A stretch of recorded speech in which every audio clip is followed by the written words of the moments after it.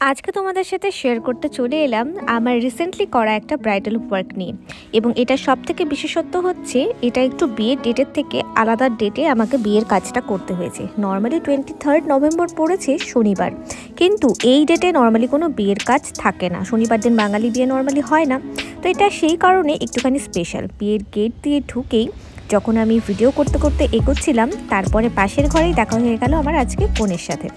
ওর নাম হচ্ছে মুন্নি এবং ও আমাকে খুব বেশি দিন হয়নি বুক করেছে। কিছুদিন আগেই বুক করা এই ব্রাইডটি আমাকে নিতে হয়েছে, কারণ দেখলাম যে অন্য কোনো বিয়ের ডেটও নেই এবং ম্যাচও করে যাচ্ছে দিনটা, তো ওকে আমি হ্যাঁ বলে দিয়েছি। মাত্র 7 দিন আগে বুক করেছে ও আমাকে। তো তারপর গিয়েই দেখলাম ও একেবারে প্রিপেয়ার্ড সাজার জন্য, মানে একটুও কোনো লেট নেই, সমস্ত কিছু কিন্তু রেডিই ছিল। তো আমিও বসে পড়লাম ওকে সাজাতে। এই ব্রাইডটি করার সঙ্গে সঙ্গে আমি তোমাদের সাথে ছোটোখাটো একটা মেকআপ টিউটোরিয়ালও শেয়ার করে নিচ্ছি।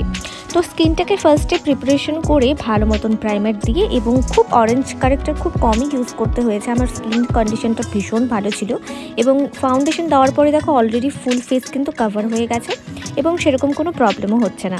তো যাকে যেইটুকু জায়গা আমার হাইলাইট করার দরকার ছিল সেখানে কনসিলার দিয়ে হাইলাইট করে আমি কিন্তু মোটামুটিভাবে বেস মেকআপটা কমপ্লিট করে নিয়েছি।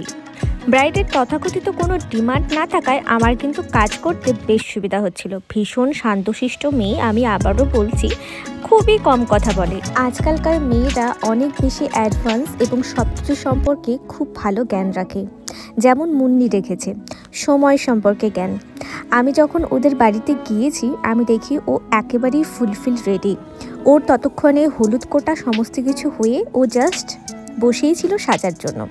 আমি গিয়েছি তখন দেখলাম ও খাচ্ছিল। খাওয়া দাওয়া শেষে আমার কাছে কিন্তু একটুও দেরি না করে ও বসে পড়েছিল সাজতে। আমি যদিও ওর বাড়িতে 8 ঘন্টা আগেই আজকে পৌঁছে গেছিলাম, আমারও একটু টাইম মেনটেন করতে একটু বেশি আগে চলে গেছি, কিন্তু তবুও দেখলাম বেশ সমস্ত কিছু রেডি করে কিন্তু বসে রয়েছে। এদিকে দেখো আমার ওর বেস মেকআপটাও কমপ্লিট হয়ে গেল। একটা মানুষের যদি স্কিন ভালো থাকে তাহলে দেখো যে তার স্কিনে মেকআপ কতটা সুন্দর বসে। সেরকম হয়েছে মুন্নির ক্ষেত্রে। আমি জানি না ও স্কিনের কতটা যত্ন নেয়, বা এমনিও হতে পারে ও নর্মাল স্কিন, কিন্তু ভীষণ ভালো করে মেকআপটা বসে গেছিলো। এরপরে আমি চলে গেছিলাম আই মেকআপে।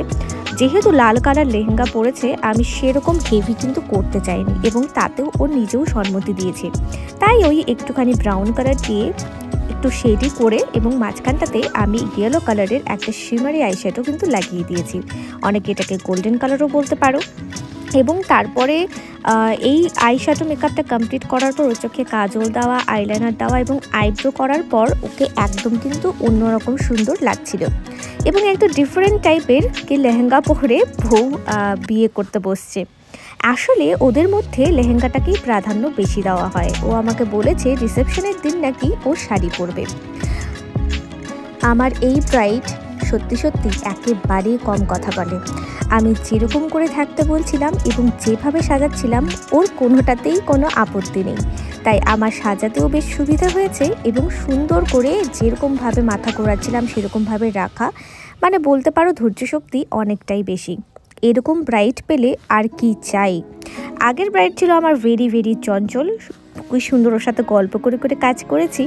এই ব্রাইড কিন্তু সেরকম নয়, একেবারেই শান্তশিষ্ট এবং চুপচাপ একটি মেয়ে।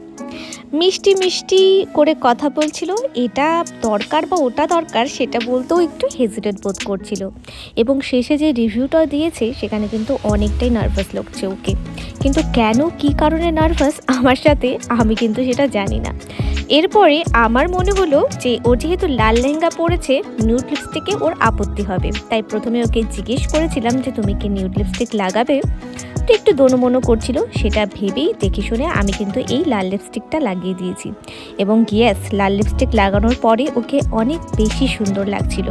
এবং এই ফ্রন্টে ও নিজেকে দেখছিল বারবার করে যে কতটা সুন্দর লাগছে ওকে। ফুলফিল বেস মেকআপ তৈরি হয়ে যাবার পর আমি ওকে উল্টো দিকে ঘুরিয়ে ওর হেয়ারস্টাইলটা করে নিয়েছি। সেই সময়ে ঘরে এত বেশি লোক ছিল যে ভিডিওটা আর করা হয়নি। আপনারা দেখতেই পাচ্ছেন যে পেছনে কিন্তু আমার এক এক সময় এক একজন লোক এসে হাজির হচ্ছে। আসলে সব বিয়ে বাড়িতে গিয়ে তো আর বলা যায় না ঘর ফাঁকা করে দাও, আর এটা সব জায়গায় পসিবলও নয়। আর যেখানে আজকে আমি বিয়ে সাজাতে গেছি সেই জায়গায় এটা বলাটা উচিত মনে হবে না, তাই আর আমি কিছু বলিনি। এত লোকের মাঝখানেই আমি কিন্তু কনেকে সাজাচ্ছিলাম। আমার ওরা যদিও কোনো প্রবলেম করেনি, শুধু এসে এসে দেখছিল এইটুকুই। দেখুন কতগুলো বাচ্চাও এসে দেখছে, একেবারে কোলের উপরে ওঠার জোগাড়। এরকম কিন্তু অনেক জায়গাতেই অনেক এক্সপিরিয়েন্স হয়। নর্মালি সব জায়গায় গিয়েই আমি যে একদম শান্তশিষ্ট একটা রুম ফাঁকা পাবো সেটা কিন্তু নয়, তো কিছু জায়গায় অ্যাডজাস্ট করেও কাজ করতে হয়। যাই হোক, এটা হচ্ছে ওর ফুলফিল লুক। যখন আমি সম্পূর্ণ লুকটা দিলাম ওকে কিন্তু অসাধারণ লাগছে। যে যে গয়নাগাটি ছিল, যেরকম সাজতে চেয়েছে আমি কিন্তু ওকে জিজ্ঞেস করে করে সাজিয়েছি।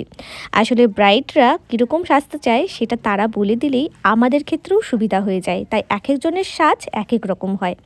তোমাদের যদি এই সাজটা ভালো লাগে তাহলে কিন্তু আমার এই ফেসবুক পেজটিকে একটুখানি লাইক করে দিও এবং আমার ইউটিউব চ্যানেলটাকেও একটুখানি সাবস্ক্রাইব করে দিও।